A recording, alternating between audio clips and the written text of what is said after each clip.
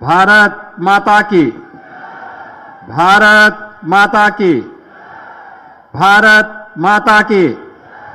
वंदे वंदे वंदे। गीडा के 36वें स्थापना दिवस के अवसर पर आयोजित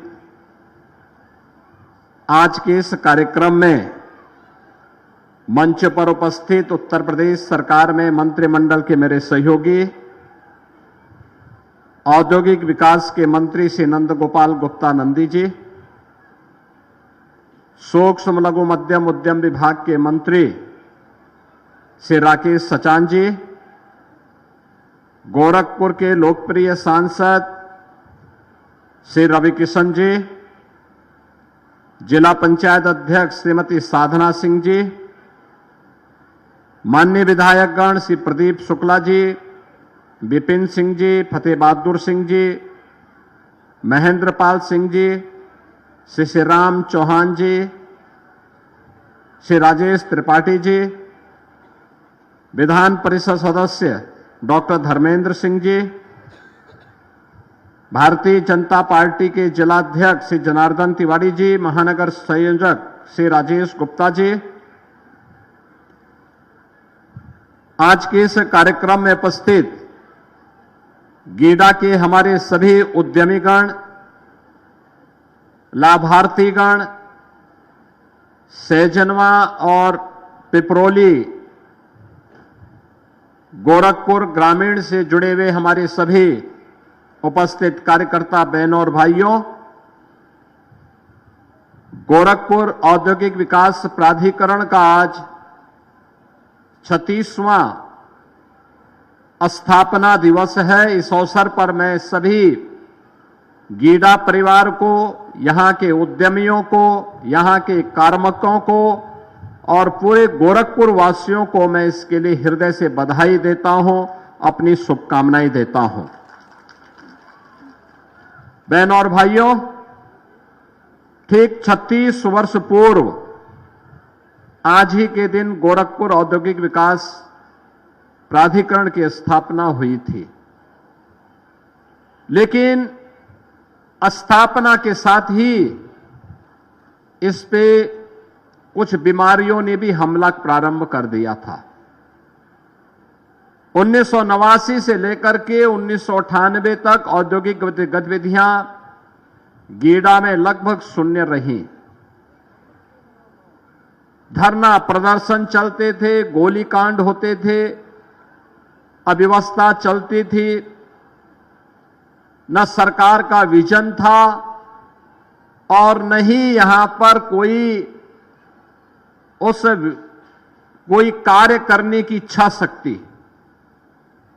परिणाम, गीडा तो चल नहीं पाया था, लेकिन गोरखपुर का खाद कारखाना बंद हो गया था। गोरखपुर में इंसेफ्लाइटिस की बीमारी कहर बनकर के पूर्वी उत्तर प्रदेश के बच्चों को निगलती हुई दिखाई दे रही थी, लेकिन देश के अंदर जब प्रधानमंत्री मोदी जी का यशस्वी नेतृत्व प्राप्त हुआ, आज हम नए बदलते हुए भारत को देख रहे हैं। तो बदलते हुए भारत में उत्तर प्रदेश अपने आप को पीछे नहीं कर सकता है और उत्तर प्रदेश ने भी तेजी के साथ, भारत के बदलाव के साथ अपने आप को तैयार किया। आज परिणाम है कि उत्तर प्रदेश के अंदर डबल इंजन की सरकार आने के बाद आज उत्तर प्रदेश में 45 लाख करोड़ रुपए के निवेश के प्रस्ताव प्राप्त होते हैं। 15 लाख करोड़ रुपए के निवेश के प्रस्ताव जमीनी धरातल पर उतारे जाते हैं। 5 लाख करोड़ रुपए के निवेश के प्रस्ताव इसी दिसंबर महीने में हम जमीनी धरातल पर उतारेंगे और लाखों नौजवानों को नौकरी और रोजगार अपने ही जनपद में, अपने ही प्रदेश में आज सुलभ कराने का एक बड़ा कार्य प्रारंभ हुआ है। बहनों और भाइयों, इसके लिए सरकार के द्वारा प्रयास प्रारंभ हुए। एक सुरक्षा का बेहतर वातावरण, गुंडागिर्दी नहीं, गुंडा टैक्स नहीं, माफिया राज नहीं, मनमानापन नहीं, बल्कि अपराध और अपराधियों के प्रति जीरो टॉलरेंस, भ्रष्टाचार और भ्रष्टाचारियों के प्रति जीरो टॉलरेंस। और ये केवल एक भाषा नहीं बल्कि भाव भी है, जिसे जमीनी धरातल पर सख्ती के साथ उतारा गया। परिणाम है उत्तर प्रदेश आज कानून व्यवस्था और सुरक्षा की दृष्टि से देश के अंदर एक मॉडल स्टेट के रूप में अपने आप को स्थापित करने में सफल हुआ। सुरक्षा का माहौल कैसे होना चाहिए, लोग उत्तर प्रदेश का आज उदाहरण देते हैं। अपराधियों और माफियाओं के खिलाफ कार्रवाई कैसे होनी चाहिए, आज उदाहरण उत्तर प्रदेश का लोग देते हैं।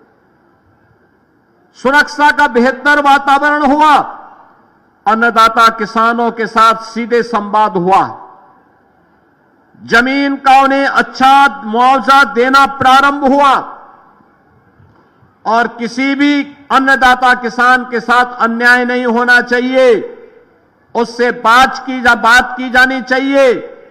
किसी भी गरीब को जाड़ा नहीं जाना चाहिए, जो सरकार का लक्ष्य है। और अगर किसी विकास की योजना को किसी गरीब की भूमि की आवश्यकता है ही, उससे अच्छा मुआवजा भी देना चाहिए, उसके लिए आवास की सुविधा भी उपलब्ध करवाई जानी चाहिए। यह संकल्प जब आज प्रारंभ हुआ, आज देश का बेहतरीन इंफ्रास्ट्रक्चर देने में उत्तर प्रदेश भी सफल हुआ।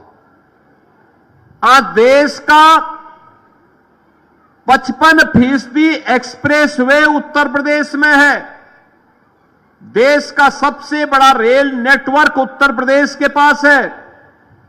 देश के अंदर सबसे ज्यादा मेट्रो सिटी उत्तर प्रदेश के पास है।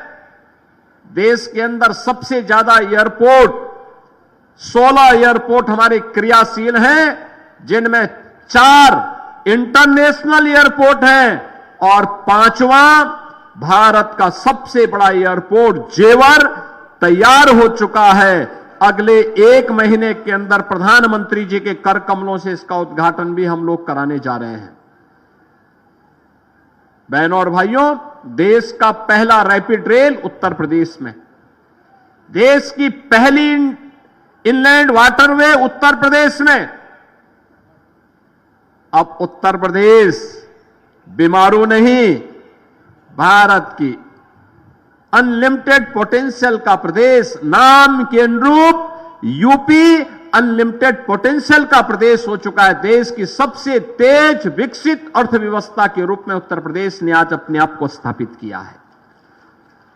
आज हम लोग हर एक सेक्टर में अपने नौजवानों को नौकरी दे रहे हैं। निवेश आ रहा है तो नौकरी भी बरस रही है। नौकरी आ रही है इसलिए क्योंकि निवेश आएगा तो नौकरी भी लेके आएगा। हर निवेश नौकरी और रोजगार की संभावनाओं को विकसित करता है, नए अवसर देता है, और यही हुआ।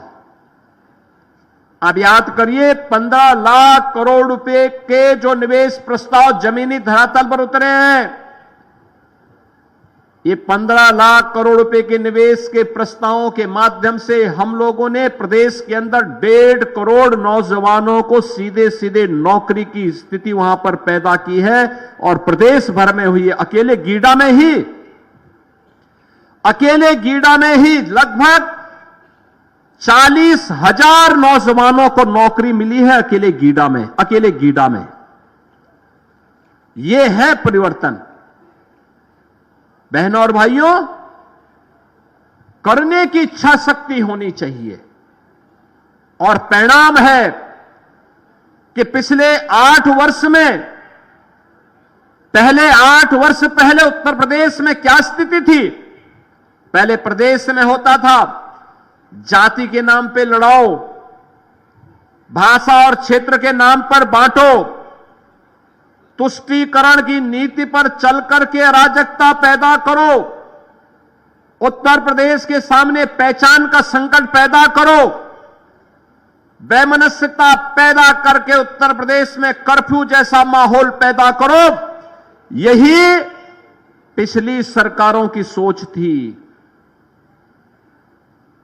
यही तो सपा और कांग्रेस करती थी, यही वे दल करते थे जिन्हें सत्ता में जब आने का अवसर मिला प्राप्त हुआ। जाति पाति में लड़ाते थे, अराजकता फैलाते थे, गुंडागिर्दी पैदा करके व्यापारी की प्रॉपर्टी पर और गरीब की जमीन पर कब्जा करना ये अपना जन्मसिद्ध अधिकार समझते थे। और जब डबल इंजन की सरकार आई तो आपने देखा होगा, जो एक कब्जा करने वाले थे, इनकी कमर को हमने सीधी करने का काम कर दिया है और इतनी कुटाई उनकी हुई है कि अब उसके ऊपर फैक्ट्री का निर्माण हम लोग कर रहे हैं। माफिया गायब हो गया, कर्फ्यू गायब, दंगे बंद, अराजकता बंद, उपद्रव का प्रदेश अब उत्तर प्रदेश उत्सव का प्रदेश बन गया है। अभी आपने 25 नवंबर को देखा होगा, अयोध्या में प्रधानमंत्री जी के कर कमलों से भगवान राम की पावन जन्मभूमि पर आपने देखा होगा कितनी भव्यता के साथ प्रधानमंत्री जी ने भगवा धर्म ध्वजा को आरोहण करने का काम किया है। कितनी भव्यता के साथ पूरा देश, 140 करोड़ भारतवासी, हर सनातन धर्मावलंबी आत्म गौरव के भाव से झूम उठा। याद करिए, पहली बार हुआ अयोध्या धाम में 5 अगस्त 2020 को, जब मंदिर निर्माण का भूमि पूजन होना था, तब भी मोदी जी आए थे। गत वर्ष 22 जनवरी 2024 को जब अयोध्या धाम में राम मंदिर में भगवान रामलला की प्राण प्रतिष्ठा का कार्यक्रम संपन्न होना था, तब भी प्रधानमंत्री जी स्वयं अयोध्या धाम पधारे। और जब भव्य राम मंदिर पर धर्म ध्वजा को फहराने का कार्य हुआ, तब भी प्रधानमंत्री जी आए और भारत की विरासत को सम्मान देकर के आने वाली पीढ़ी को एक संदेश दे गए कि विरासत पर गौरव की अनुभूति किए बगैर कोई देश आगे नहीं बढ़ सकता। आपने देखा होगा 25 को प्रधानमंत्री जी ने काम किया और 2 दिन के बाद ही समाचार आ गया, भारत दुनिया के अंदर सबसे तेज उभरती हुई अर्थव्यवस्था के रूप में, तीसरी बड़ी अर्थव्यवस्था के रूप में स्थापित हो गया। भारत ने दुनिया को पीछे छोड़ दिया। ये नया भारत अब विकसित भारत बनने के संकल्प की तरफ आगे बढ़ चुका है। और जब भारत आगे बढ़ेगा तो उत्तर प्रदेश अपने आप को रोक नहीं सकता। और उत्तर प्रदेश अगर आगे बढ़ना है तो गोरखपुर अपने आप को पीछे नहीं छोड़ सकता, पूर्वी उत्तर प्रदेश अपने आप को पीछे नहीं छोड़ सकता। बहनों और भाइयों, ये पूर्वी उत्तर प्रदेश जो आजादी के बाद से लगातार उपेक्षित था, उद्योग धंधे थे नहीं, जो थे वे बंद हो रहे थे,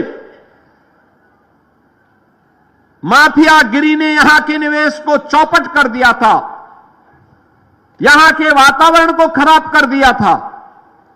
आज उस निवेश, उस पूर्वी उत्तर प्रदेश में विकास, आधुनिक विकास हो, निवेश आए। अब केवल यहां पर केवल निवेश ही नहीं आता है और लोकल व्यापारी और उद्यमी ही निवेश नहीं करता है। अब देश और दुनिया का सबसे बड़ा उद्यमी भी अब निवेश करने के लिए गोरखपुर की तरफ आ रहा है, पूर्वी उत्तर प्रदेश की ओर आ रहा है। बहनों और भाइयों, 2017 में हम लोग आए थे, उसके उपरांत सुदृढ़ कानून व्यवस्था, बेहतरीन इंफ्रास्ट्रक्चर,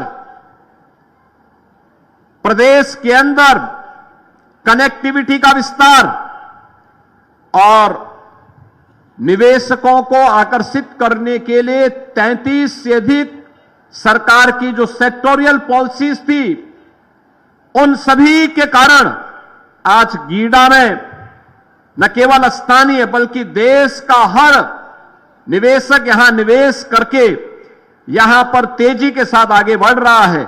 और जैसा कि अभी बताया कि पिछले 8 वर्ष में लगभग 500 औद्योगिक इकाइयां गीडा में स्थापित हुई हैं।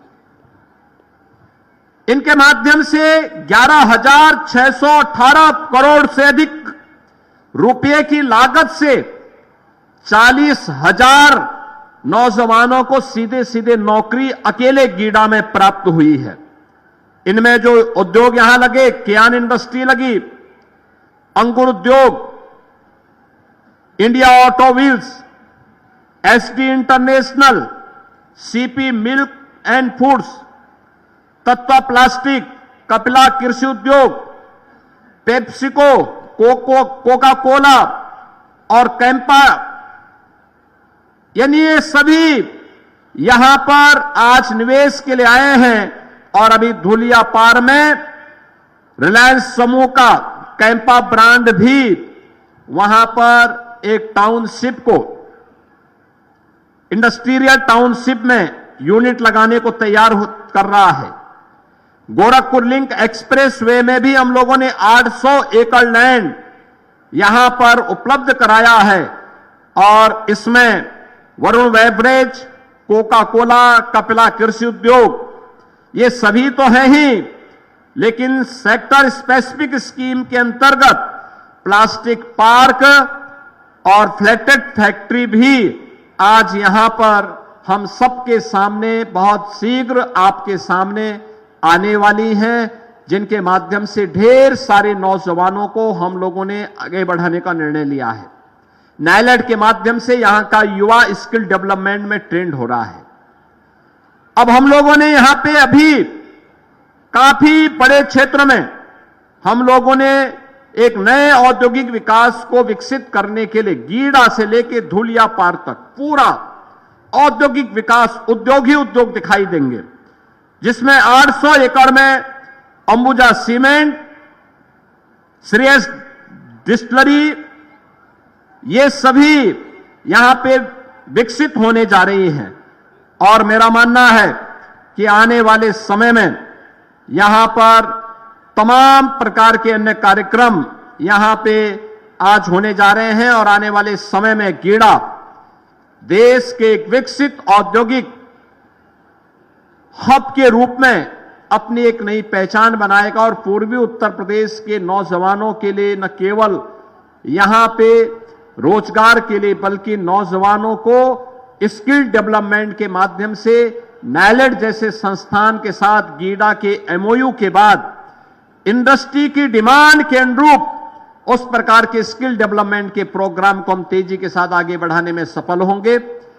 आज जब यहां पे गीडा का यह स्थापना दिवस का कार्यक्रम, यहां पे 36वां स्थापना दिवस है, मुझे बहुत अच्छा लगा कि स्थापना दिवस में एक एग्जीबिशन लगी हुई है।